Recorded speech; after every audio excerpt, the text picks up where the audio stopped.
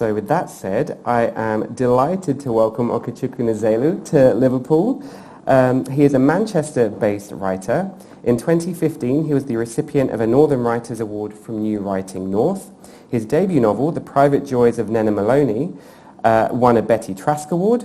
It was also shortlisted for the Desmond Elliott Prize and the Polari First Book Prize, and longlisted for the Portico Prize. In 2021, the novel was selected for the Kingston University Big Read, and he's a regular contributor to Kinfolk magazine. Okechukwu's second novel, Here Again Now, will be published by Dialogue Books and Little and Brown in March 2022, and he is a lecturer in creative writing at Lancaster University. Welcome. Thank you so nice much. to have you today. Thank you. So I thought we could get started by having you read us a little passage from the novel. Thank you so much. If you would. Absolutely. Thank you. And thank you so much to everybody for coming in and for joining us from home. That's it's wonderful. I'm going to read from the first sort of third of the novel, where Nnenna, our main character, she is with her boyfriend, and she's about to turn 17, and she's sort of trying to figure out what she really wants and how to communicate with herself about what she really wants before she can even think about communicating with her boyfriend. And yeah, I'm going to read a short extract from this scene. In fact, I'm just going to tell you what is going on. Her boyfriend wants to have sex, and she's not sure that she does. So, and she's sort of going through this internal monologue. After all, she had been living with virginity for 16 long years, almost 17 now, and she knew that it was not always a genial inmate. It had been fine at first. She hadn't even noticed it. And sure, most of the time, it was minding its own business. But at times like this, it rattled the cage until her head hurt. At times like this, Nnenna didn't simply want to lose her virginity, she wanted to evict it. It was impossible to live with any longer. Nnenna had served her time with good behaviour, and now she wanted to get out and get on with her life. She was on course for a very timely release, but at the last minute, virginity clung to her and wouldn't let her go. A week? She had to shake it off before it was too late. And aside from all this was the very real awareness that having sex with Dan would really, really annoy her mother. More than that, it would mean that Joni's interdiction had no power over her. This was more than sex. It was a prison break. It was liberation. Her mind was made up. She opened her eyes, took her boyfriend's head in her hands, and kissed him firmly on the mouth. When she came up for air, Danny was grinning. "I like it when you take control," he said. "It really turns me on." Evidently it did, as Nnenna felt something about the shape and size of a four-colour biro harden against her thigh. But all the same, it was sort of an annoying thing to say somehow, and she wanted to shut him up before he said anything else that might make her think too hard. Thinking was not part of her escape plan. In fact, she had a feeling it might earn her another 12 years inside. So she kissed him again, more firmly this time, and felt him wrap his arms around her. It was as though he'd been waiting for some signal from her to begin in earnest. And I'll leave it there for now. Thank you. Thank you. Nnenna is just one of many fabulous characters in the novel. I guess I want to start by asking, how was the character of Nnenna born? When did she march into your imagination? Or? Yeah, that's a good question. The novel really evolved over several iterations, several different ideas that I was sort of playing with at the time. I'd just left university, and I kind of thought, if I'm ever going to write a novel, I kind of have to do it now, which in hindsight is not at all true. But I thought, right, I know I want to write about being young, and I know I want to write about like Manchester. And at first, actually, the Nnenna that I was writing about was in a very different context. The novel that I had in mind was Nnenna and a bunch of her sort of other teenage friends without this sort of parental thing. And then as I started sort of sketching and drafting, I thought, this isn't the story that I want to tell. But I knew that I wanted to tell a story about this teenager who is mixed race. I knew I wanted to tell a story about somebody exploring her heritage, and I wanted to write a female character for a number of reasons, partly because I wanted to make myself make that leap of empathy and imagination. And as I sort of thought about this character and her life, over time I realised actually the dynamic that I was most interested in was the one between her and her mother, and what problems might arise, and the closeness that comes from, and yeah, that's how that was born. Amazing, thank you. And you so skillfully weave the narratives of both Nnenna and her mother, Joni, through the kind of temporal split, right, between the 90s and the 2000s. Was that something that also came out as you were drafting and redrafting in this process? Yeah, it was something I really felt strongly about, that I wanted to write about not just characters as they are, but think about how they came to be the way they are. I'm really interested in, you know, the backstories of people and the experiences that make us who we are, that can often be quite invisible at the time, especially in a kind of parent-child relationship where, despite the fact that it can be very close and very intense, there can be a lot of stuff going on just under the surface that you don't necessarily realise is going on, even within your own family.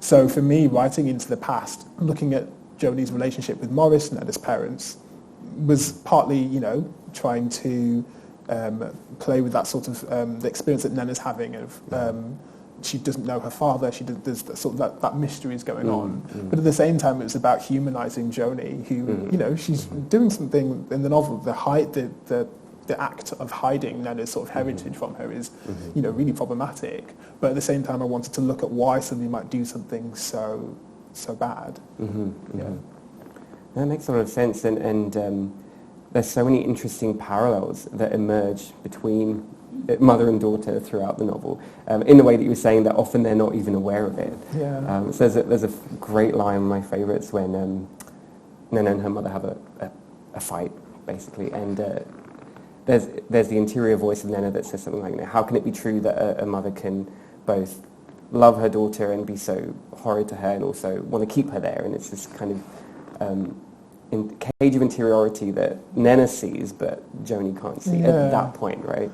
Yeah, I think it's so interesting that sometimes we have these huge sort of mental battles going on within ourselves that we don't even notice, but sometimes somebody very close to you might notice, but they're not even have the words for. And that was another, I guess, thing that I was really interested in this story, is this idea that sometimes communication is hard just because you don't always have the words for what you're trying to say, or you feel that you can't necessarily, you don't have the permission to use them. So, you know, permission is such a big thing, especially I think for me as a black writer. When I was writing this, it was largely because I'd read White Teeth by Zadie Smith, and I felt that I had permission to write about multicultural Britain in a way that I hadn't really seen written about before. And for Nnenna, it's about the fact that she's desperate to know about her dad and her Nigerian heritage, but she doesn't feel like she has the permission to ask about it. And I guess for me, it's really her journey towards doing what she needs to do, whether or not she's given permission. Right. That's amazing, and I think that her aunt sort of plays that kind of role in some way, where she gives her, you know, the black women novelists and musicians to listen to. That's incredible. Just on that note too, I guess, one of the many wonderful things that you do in the novel is you have such a mobile way of moving between different characters' interiorities, are often in the same scene. You know, one of the cliches of writing is, you can't switch perspective mid-scene. You know, you have to stick in the mind of one character, but you move so fluidly between multiple figures. Did you find it pleasurable to do that, sort of inhabit a different headspace, you know, from Nnenna to Danny to, you know, Joni or Steph? Yeah, I did, and I guess it's something I didn't even realise I was doing until sort of partway through the process. I just really wanted to. I think sometimes I find it frustrating when you are, you know, with friends or, you know, in any sort of experience where you think, okay, these people might be arguing, or they might think they're so different, but if this person only knew X, Y, Z about that person, or if they could only talk in a slightly different way, or they would realise actually they're coming from quite a similar place, or they'd realise actually this person's going through something that is explaining the actions, the bizarre or the actions that they're doing. And I guess this book was a kind of almost an attempt at a restorative act in that way. I was trying to kind of think, if only we just understood each other a bit more, which sounds so corny, but it was definitely what I was trying to do. I was trying to kind of take all these very, very different characters, or seemingly different characters, from so many different kind of experiences, and think about the ways in which they are linked as well as the ways in which they are sort of drawn apart. Yeah. And without spoiling it for those who haven't read the book, that kind of denouement that sort of encapsulates all that happens in Manchester's gay village at the novel's end. Was that a choice? Was that an ending that you'd seen and planned from the very beginning, from the first draft? Or was that something that just kind of organically emerged? I wish I could say that I'd planned the end from the beginning, and that I always knew what was going to happen. But it was my entire writing process for this, and really for my second novel as well, was trial and error. I write this draft. Am I happy with it? No. And I guess I had to get better at being quite forensic with myself and being like, okay, I don't like this draft, but why don't I like it? I need to be really specific. I think it's one of the kind of the dangerous and difficult things about writing is that you can just hate what you've written for no reason and not be really sure why you don't like it. And my only way to get out of that was for me to be quite strict with myself and really precise about what exactly it was that wasn't working. So when with the denouement, I thought, okay, it kind of was the culmination of a lot of drafts that I didn't like before I could get to one that I did. Right. Yeah. Yeah. And you mentioned obviously the Zadie Smith novel that you're inspired by. Did you have sort of a writing circle or friends or trusted peers that you could give these drafts to when you were in the thick of it and thinking, oh my God, I don't know what's wrong? I was very, but I guess partly because I studied English at university and, I'm very grateful for the fact that I've got 3 or 4 friends whose judgment I really, really trust and who I felt comfortable showing early drafts to. But what's interesting now is that I don't think I would do that again. I wouldn't, with my second novel, I thought I don't want to show very, very early drafts to people. I wanted to wait till much longer. I think there's something actually in hindsight that makes it more difficult when I was that made it more difficult when I was showing the early drafts to a lot of people. That made it more difficult for me to kind of latch onto a sense of what I was trying to achieve and made it take longer. So as much as I'm grateful for the fact that there are people who would read the trash that I was writing in my first drafts, it's easier for me to kind of wait a little bit longer. Sure. And again, no, we can't talk about the plot details or much about the second novel, but I'll ask you a couple of questions a bit later about sort of the differences in your experience of writing the 2 novels. But to return to the world of Nnenna Maloney, she's sort of in a kind of she's sort of under the scrutiny of many different figures in the novel, right? Her mother, her peers, her colleagues, her teachers. And you sort of convey such a strong sense, I'm from Cyprus, but of northernness, of English northernness, right? And particularly through some of Jonathan's comments, Joni, her mother's friend. How would you imagine her experience would be different if at all, say, if it had been set in the south as opposed to the north of England, right? What was it specifically about the northern English setting that you think? That's such an interesting question. I think so. The scrutiny thing was the fact that Nnenna's being scrutinised by so many different people was a big part of the writing for me. The fact that her existence, as I think is common for any. Essentially, I think if you are non-white in this country to an extent, your existence is kind of problematized by a lot of the time. It's like, where are you from? How did you get here? Why are you here? How do you fit into whatever imagined sort of framework of whiteness we have in this country, and how does that work? And for me, I wanted to convey the fact that Nnenna's really being held accountable for something that she's never helped to understand. And so, in a way, the northern setting, specifically the Manchester setting of this, was quite important to that because Manchester has some wonderful things that I'm so proud of, in that it's very, I probably shouldn't say that Liverpool, it's very diverse, and it has this rich, multicultural life, which I think is such a strength. You can walk around and hear like 10 different languages just walking down the street, and I grew up with that, and that was just normal for me, and I was so grateful for that when I went to university, and I realised that wasn't normal, that to have, friends from every world religion by the time I was like 12, that was just normal. And I went to university and I met people who'd never heard of Diwali, and I thought, so not everybody gets this. Right. And so for me, that northern setting was very much in contrast to the setting, the other sort of half of the book, if you like, which is set in Cambridge, which is much, in my experience, much less diverse a community.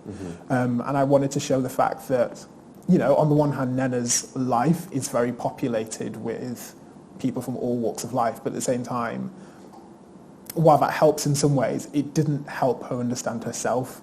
She needed not just to be around people who were like her, but people who, she needed a parent, essentially, who can sort of walk her through what it means to be Nigerian in this country, or what it means to be half Nigerian in this country. Yeah, and again, I don't want to spoil the ending, but I think the ending is just kind of perfect in how it resolves. Thank you. Ellipsis, her story. I'm really proud of that ending. That kind of came to me very organically, and I just thought, I just had a sort of light bulb moment where I thought, oh, this is how I want the story to end. I'm really proud of it. Yeah, it's beautiful. There is a decision that is introduced quite early in the narrative, actually, I think. And it's, again, I'm not going to mention what it is, but it's wonderful. and it illustrates exactly what you're saying, you know, where is home place for Nnenna? Who does she need to be around? Who does she not need to be around? Definitely. You know, I think identity is such an interesting question that I think is more and more in our conversations these days. But I think for me, identity it's a combination of things that other people tell you about yourself and things that you tell other people about yourself. And to be able to put that combination together, you need a certain amount of support and education, which, like most teenagers in this country, in fact, Nnenna actually doesn't have. Now, in her case, it's partly because her father's not in her life for reasons that we understand later in the novel, but it's also because of the fact that the education system, you know, the history that we're taught in schools doesn't really serve us, I think, in the way that it's supposed to. And I can say that as a former secondary school teacher of English, so I kind of know that. And I think, you know, as much as Nnenna's journey is kind of unique in lots of ways, I was hoping when I was writing it that it would touch lots of people about the ways that you kind of have to step out on your own and learn things about yourself. Even me as an adult, you know, I've had to do quite similar things. I'm so tempted now to ask you questions about high school syllabus, but it's probably not the time or place. Absolutely. And to change tack a little bit, I think one of the things I personally enjoyed was as a 34-year-old millennial. I think that's a millennial. That's a millennial, right? We're millennials. That's a millennial, yeah. One of my secondary school students once making a joke called me a boomer, and I was like, you have misused that word. Completely. Kind of. They probably just saw it on Twitter or the internet or something. Not kind of. They definitely. Completely. Let's be very, very clear about this. Millennials. Okay, as millennials, what I enjoyed about reading this novel was, one of the many things was the way you sort of go through 2000s gay culture, right? Especially through,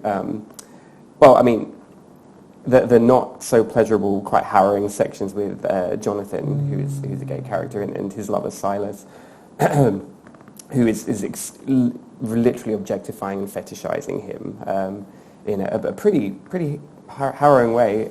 But on the flip side, you know, you have the club scene, you have the scenes in Manchester's gay village, and you know, as much as that is a liberating and uniting space at the end, you know, you still see pretty ignorant, I would say, white gays not knowing how to approach, you know, people of colour in a gay club, even, you know, wearing no fats, no femmes, and on T-shirts and things. So, and I was just curious, you know, how did you balance that kind of aspect with Nnenna's story? Because in some ways they're quite different worlds, but in some other ways maybe there are, you know, convergences. Yeah, that's an interesting thing for me. I think the thing that unites all the characters in this novel is the fact that, you know, Nnenna and Joni and Jonathan and even some of the others like Daniel and Amit, they're very much not quite in the middle of something. They're kind of at the edge of something. So Nnenna, you know, she's not British in the traditional sense, and her mother is a single mum, and there was, certainly when I was growing up,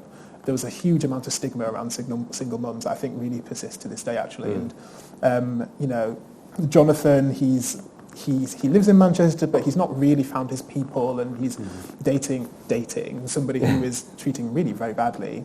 And I wanted to kind of draw parallels to what it can mean to experience that kind of privacy, I suppose, that kind of loneliness, and that kind of lack of having people who you can relate to and talk to and share your experiences with. And for Jonathan's experience with Silas, this man who he's sleeping with and treating him really badly, what was interesting for me was, as much as I wanted to tackle the problems with racism, certainly in the gay community, in the queer community, I also wanted to think about the ways in which those problems have already kind of tried to been tackled with in media. So what I found often, certainly in the early 2000s, was that a lot of the reactions, the well-meaning reactions, actually still very much centred white voices and kind of like that kind of white guilt. Whereas Renée Edo-Lodge, the author of Why I'm No Longer Talking to White People About Race, that fantastic novel, what she crystallises, what she puts very, very well, is the fact that white guilt is not the point. It is not the goal. It might be a byproduct of that kind of process of self-examination, but it is absolutely not the goal. It's not what any of us really want, and it doesn't serve us. Actually, the point is to really get to a place where things look different and work differently and more fairly.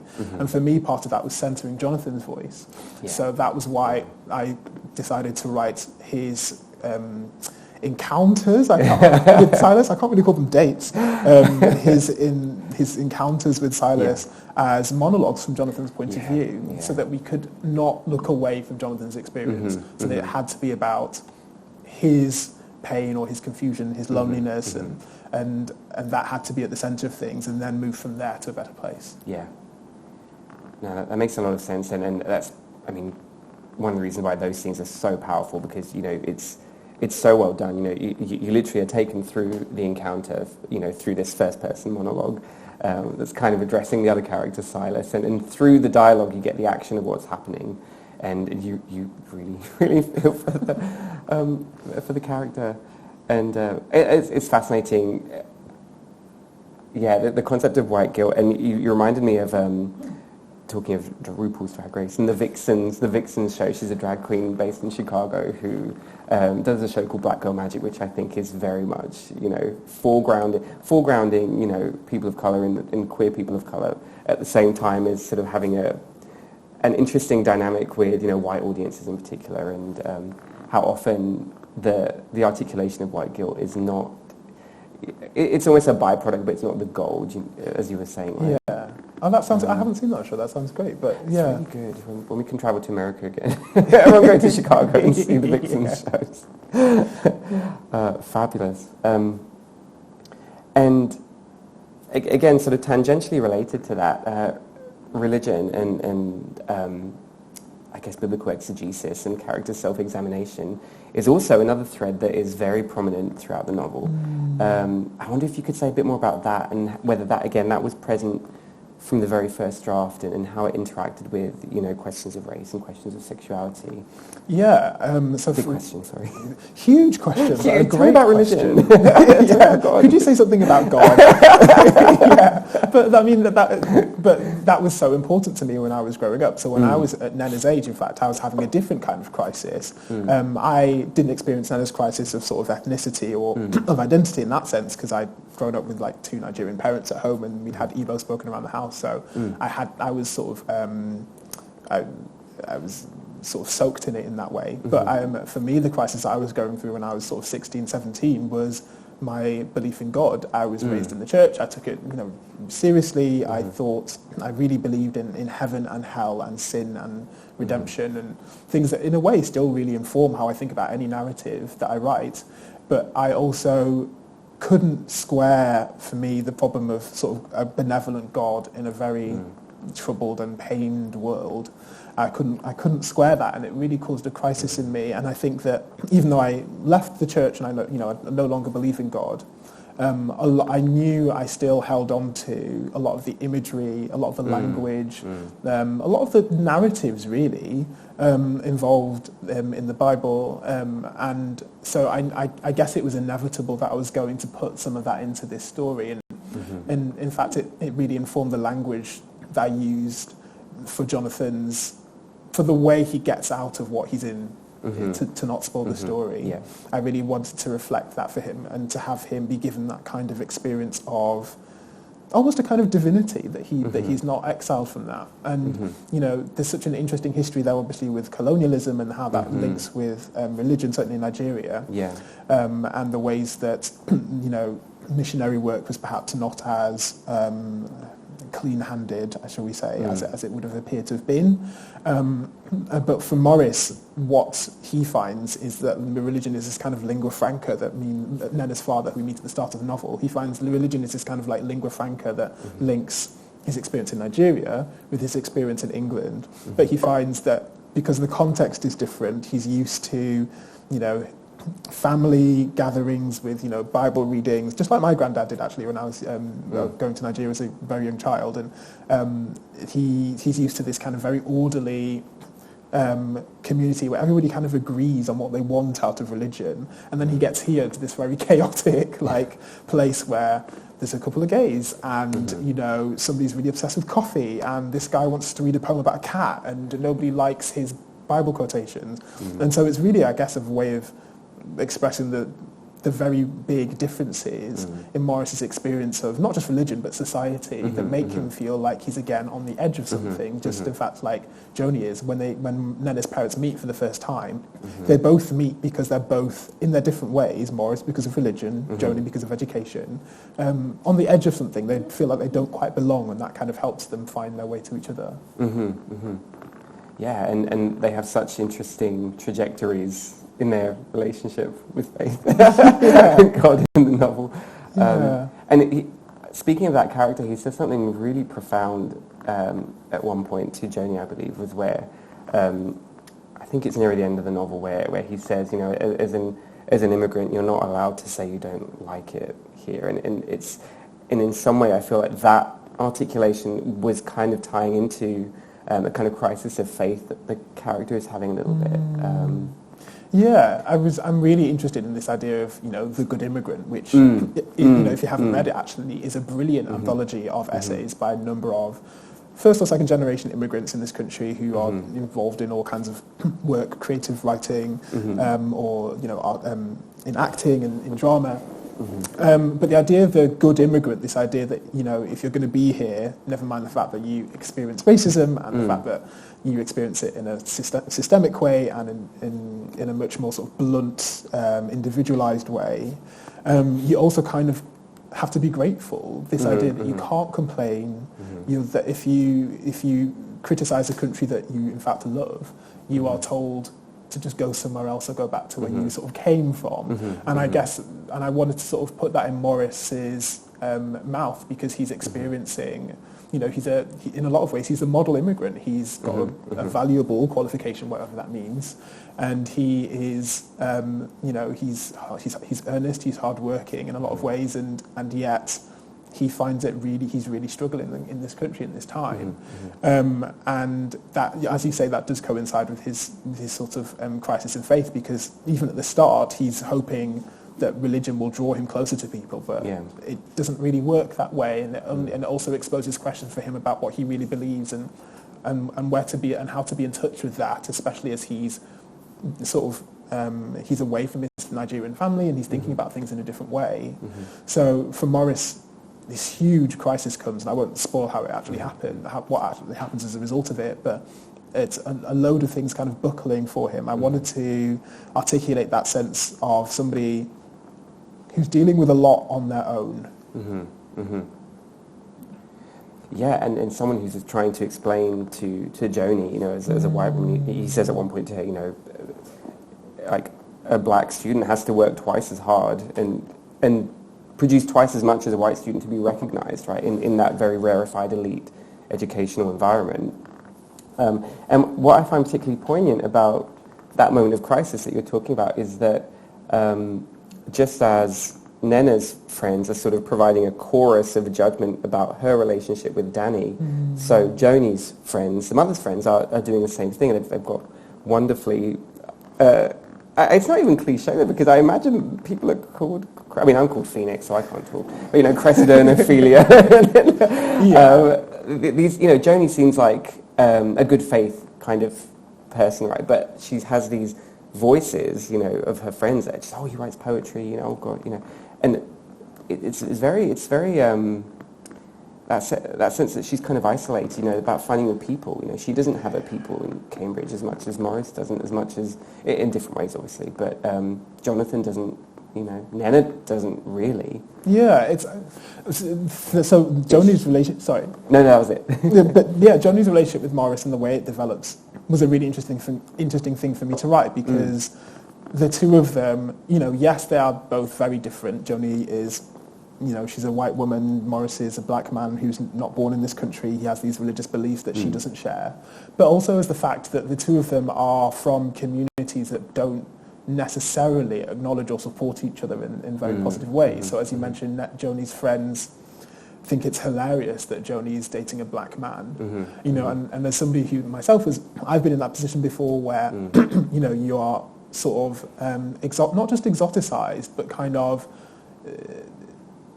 from the very outset seen as a kind of this hilarious joke. This idea, you know, there's a lot of writing that has been done very well about black male sexuality in the way that it is distorted through the white gaze, I think. But for Joni's friends, it's a matter of they just think it's just ridiculous and funny that she's going out with this black man. It doesn't even occur to them to take it seriously. And so in that context, Joni's kind of fighting a war on two fronts, because she's trying to get to understand this man who is very different from her, but at the same time, she's got to deal with the remarks that her friends are making, and she's very young and she doesn't really have the resources that an older person might have in how to sort of negotiate that. And I feel like I've gone off on a tangent now. No, it's really illuminating hearing you talk about that dynamic more. But yeah, it was really interesting to me. And again, the fact that everybody, as you say, is at the edge of something. Everybody's kind of doing things kind of without the support of that they need to have the people around them, like Nnenna, whose mother isn't guiding her through, you know, what happened with her dad and what it means to be, you know, mixed race in this country. The fact that she doesn't have a father, the fact that Joni, you know, for all her faults, is also kind of in a difficult position, because she didn't have a great relationship with her parents either. And so she's kind of not had the best start in life, and in a lot of ways her life really didn't work out according to any sort of plan.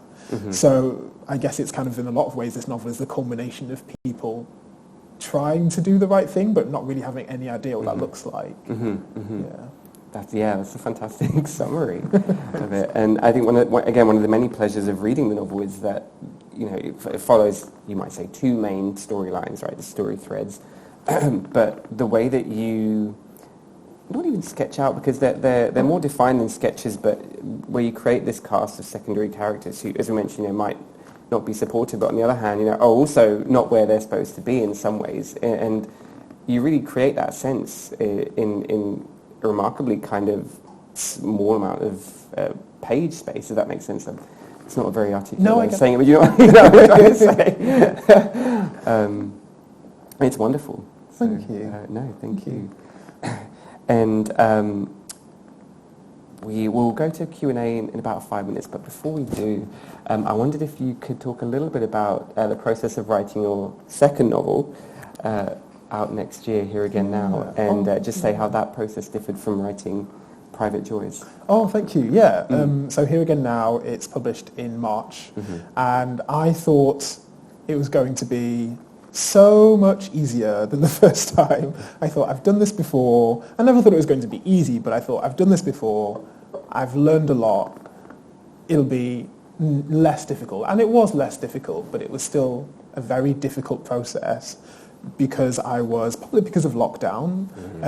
You know, on the one hand, I literally could not leave the house, so I had a lot of time to focus on this very long document. But at the same time, the fact that I couldn't see my friends and, you know, go to and just like get out of Manchester sometimes and just clear my head and go for a walk in that way meant that I was really sort of struggling without all the resources that I'm used to having for sort of, you know, coping with the quite difficult emotional process of writing a novel. And, writing a novel, Zadie Smith says very articulately how not writing is full of sort of shame and self-doubt, and that you're constantly like, that's a terrible sentence, that's a terrible page, that's a terrible character. And it's so much easier to cope with that if you can kind of just hang out with your friends for a bit, or go for a walk, and all these like lovely things that I'm just used to.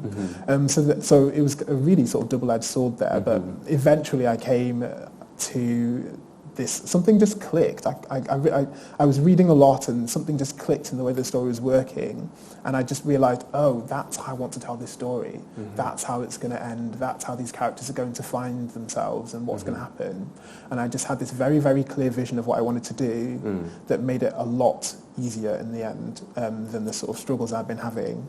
And I'm just very excited for it to be out. I can't wait. Fab. Oh, me too.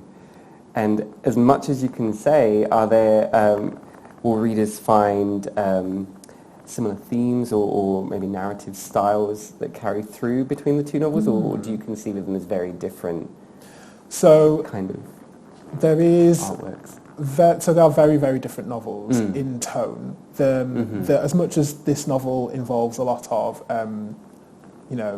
struggle and pain and difficulty and loneliness, there's also kind of a humour to it, and that doesn't appear in the second novel in the same way. It's not a comedy. It's very much more sombre, and it deals with some similar themes like race, sexuality, religion, but it's also dealing with different themes like addiction, loss, and love in different ways. I'm really interested in exploring different kinds of love and what those can look like, and perhaps the barriers to them that we maybe ourselves put up. Oh, it sounds amazing. Thank you. And I'm actually, this is kind of the first question I had on my list, but I'm going to sort of end with it in a weird way, but I think it's appropriate. And you mentioned a bit about your background, becoming a writer. Who are the formative authors or texts? Obviously, Zadie Smith is one. Who inspire you today, or inspired you throughout your creative process? Definitely Zadie Smith. I think she's so smart, and I think that White Teeth did what I had never seen done before, and it was this wonderful moment reading it. I remember I recognised. I've never lived in London. I'm from Manchester. I was born there. Even though I'd never lived in the city where this was set, I really recognised very, very closely the school that she was describing for those kids. I was like, oh, right, of course, yeah, I get it. I can see that. I can picture it now. And gosh, so many. Every time I get asked this question, I'd probably give like 10 different answers. No, give as many answers as you like. Definitely Zadie Smith. Yep. I loved Dodie Smith as well, who's similar name, very different writer, who wrote, she's probably more famous for writing 101 Dalmatians, but she wrote I Capture the Castle, which is this brilliant, I think I maybe heard some nods, it's like brilliant, very knowing novel about growing up and falling in love and the mistakes that people make when they're falling in love. Chinua Achebe, who is, hugely well known as a Nigerian writer, but I just loved his even-mindedness and his kind of tenderness and compassion, I think, for people making mistakes, and I just thought he had this wonderful voice. But I also read a lot of poetry. Actually, I find it really helpful, especially if I'm experiencing like a dry period. I'm struggling to get the words out, or struggling hard to find how I want to say the words. Poetry I find really helpful. Ocean Vuong is just beautiful poet of so many different experiences, and Nnenna Smith, and Alexander Chee, who I read slightly more recently, but who just Edinburgh is the most beautiful novel. It's heartbreaking, but just absolutely beautifully, just the perfect prose. He's a wizard of prose. So many different. I could probably keep here all day. But yeah, those are beautiful. Those are amazing recs. Thank you. I read Queen of the Night. Oh, I read that. I think it's so good. It's a novel about opera, and it follows this opera singer. No, yeah, I agree with you. He's incredible. Incredible writer. Yeah. Thank you. So we're approaching 3:15. I think we can turn it over for some questions, if you wouldn't mind. Yeah, absolutely. Answering some. Do we have any questions from the in-person audience? I guess we could start with. I have one. Oh, sorry, the mic's just coming to you. Sorry, if you hold on one moment.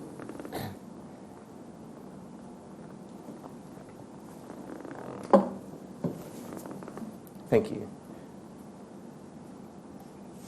Yes, first of all, congratulations, and I'm really eager to to go buy the book. Thank you. And read it. I hope, you will not find my question provocative, but I'm currently doing a Master's of Translation, and I'm translating a book by a Nigerian British author. And I've been thinking about the concept of African literature, because clearly when an author has African origins, normally their book is classed as African literature, regardless of where the author lives and regardless of her identity, which can be very different, right? And clearly, you mentioned Chinua Achebe, but your book is another thing, right? So I would like to know whether you can help with this question. Do you think that the concept of African literature, is it something that has a validity, this label? Is it something that you recognize yourself in, or do you think that we should talk about individuals and maybe that this concept is not applicable anymore? I've been thinking, for instance, how should we approach every book? Is African literature still a concept that has a meaning? Thank you. That's a really interesting question. So what I found, I guess, from my experience of the publishing world is that as a writer, you sometimes need labels can be useful. In publishing, as in general life, labels can be useful. I find it helpful for me to be able to think about what kind of story I'm trying to tell, and that might not necessarily be in the labeling sort of language that a reviewer might use or that a marketing department might use. But I find those labels useful. Sometimes, I think of this as a comedy, for example. So that is helpful for me to think of it as comedic writing. At the same time, labels, I guess, depending on the context, can be less useful. So sometimes so I'm really grateful, for example, that my publisher doesn't use labels in reductive ways. It's run by this incredible black woman called Charmaine Lovegrove, who's done fantastic things in the publishing world. So I'm really grateful for that. But I sometimes do see, in the wider publishing world, labels used in a less helpful way. I think there still persists to an extent this idea that Africa is a country and that that the African writers are all homogenous, which is untrue and very unhelpful. But I think that it can be very helpful at the same time for that the label, I suppose, of African writer or black writer, I've also sometimes found to be very helpful in that sometimes it allows dialogue between writers of similar heritage or experience, even if they're writing very, very different things. And I think that dialogue is so important. Just before this novel came out, a few months before it came out, I was published in an anthology of writing by black British men called Safe.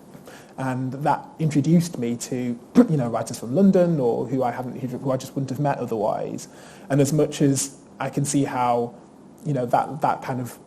that label of black British men isn't always the first thing that you might want to say about your work, I found it profoundly useful to be put in that sort of community of writers that I might not have had access to otherwise. That was really valuable. So I guess it's more about how it serves the writing for me, that sort of label. If it serves the writing, if it serves the writer, then it will inevitably serve the readers and the readership and the work. Thank you. Question from Dinah.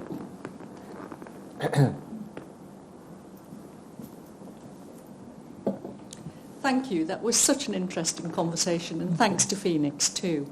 So here we all are, sitting in a university, and indeed in a lecture theatre, and you are a graduate in English.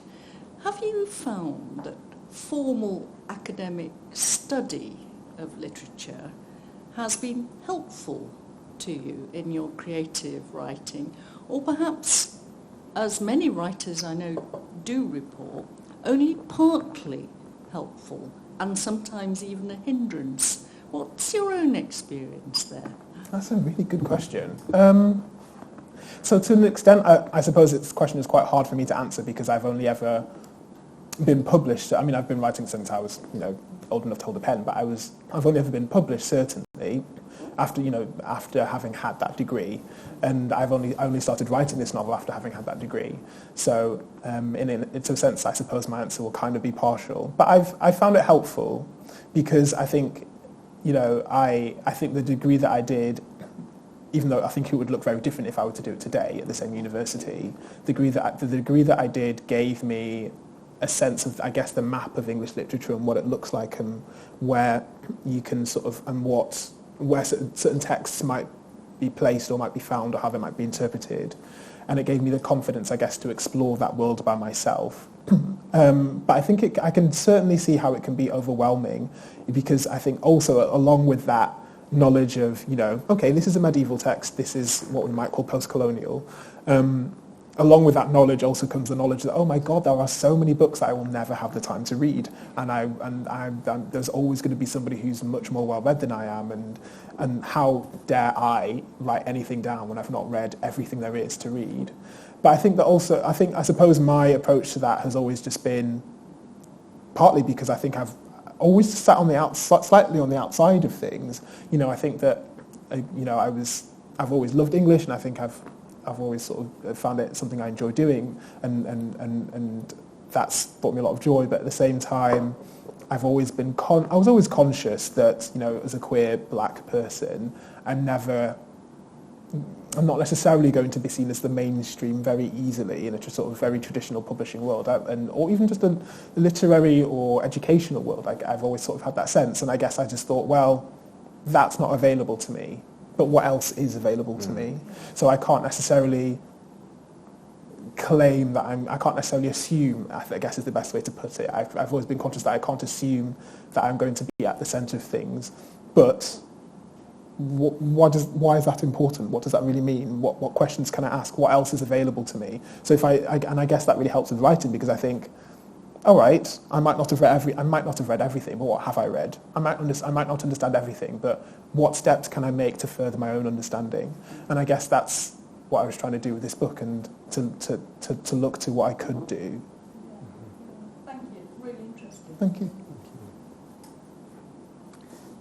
Yes, thank you. Question up there. Thank you. I'm just really interested to know, when you approach your writing, do you start with a plot and then the characters come from that, or is it the other way around, or something completely different? That's a good question, thank you. Yeah, for me, it's more about a dynamic.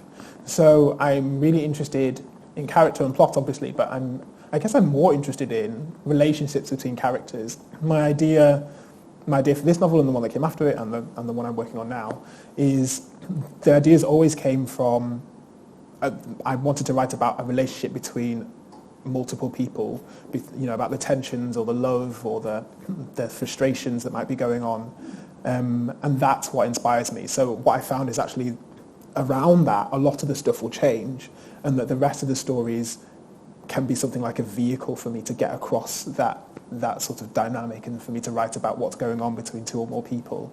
That I find the most interesting thing for me to write about, especially because so much of that is unsaid, because we can't, human language is it's flawed, it's a limited sort of tool for communication, but it's also a difficult thing for us to use for all sorts of reasons.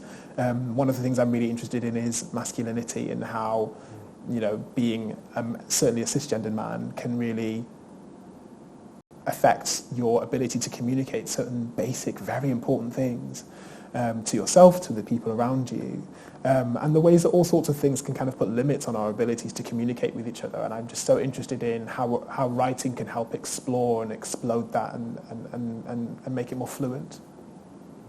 Thank you. Oh, sorry, a question over there. There's that moment in the taxi with Jonathan and Nnenna where he doesn't say anything, and she's very grateful for that, to hear voices. So I think that's a moment of that kind of dynamic playing out. Yeah. So I really wanted to have that kind of avuncular element. Gorgeous. Thanks very much for the talk, and congratulations on this book and the next one. How much has it changed your life since you've been a published author now, and you're moving on to the second book? What difference has it made in your day-to-day life, and do you still consider yourself as a lecturer, or do you consider yourself, I'm an author now, and when does that happen, when does that change? That's a really good question. So it's changed a lot about my life, I wrote this novel when I was working full-time as a secondary school teacher, and I don't really know how I did that because it was exhausting. And now, when the novel, was thankfully well received and, it's been published, and that has meant that I work now as a lecturer since the book has come out, which is, it's very hard work, but it is at the same time, there's more space in my day for writing. As a secondary school teacher, I would write sort of like 10 p.m. at night till 1 in the morning, whereas now it's kind of just part of my working day. So that's made a huge difference. And of course, one of the wonderful things, maybe my favourite thing really about being published, is the fact that I get to do stuff like this, that I get to talk to people and about this book, which just still feels like this incredible, wonderful privilege that I get to have a conversation about something that I wrote on a Word document, like in my room. It's wild. And I think that, as it's hard for me to really say, do I think of myself as a writer now? In a sense, I think I've always thought of myself as a writer. It's one of those weird things, I guess, about communication, the way that I sort of talk to myself and the sort of self-talk that I did when it was not going well, when I was writing this book, or when I was, going over a bump in the road, was that to remind yourself that being a writer is something that for me exists outside of, I guess, the marketing spiel that we need and that we use. It is about what you are doing with a pen and paper or a laptop or whatever it is that you're writing with. So in a sense, I've always thought of myself as a writer. But I think it looks different for me now because it's such a bigger part of what I do. I used to teach secondary school English, which I loved, but now I'm teaching something which is really something that is my job. I'm sort of showing younger, perhaps less experienced people how to do my job, which is writing is just a much more direct part of my professional life now, which I'm really grateful for. Thank you. Do we have any questions online? No questions online. Okay, I've got a couple minutes left, and I just wanted to make sure that we covered some online questions, if there are any. Are there any other questions from the audience? Or yes.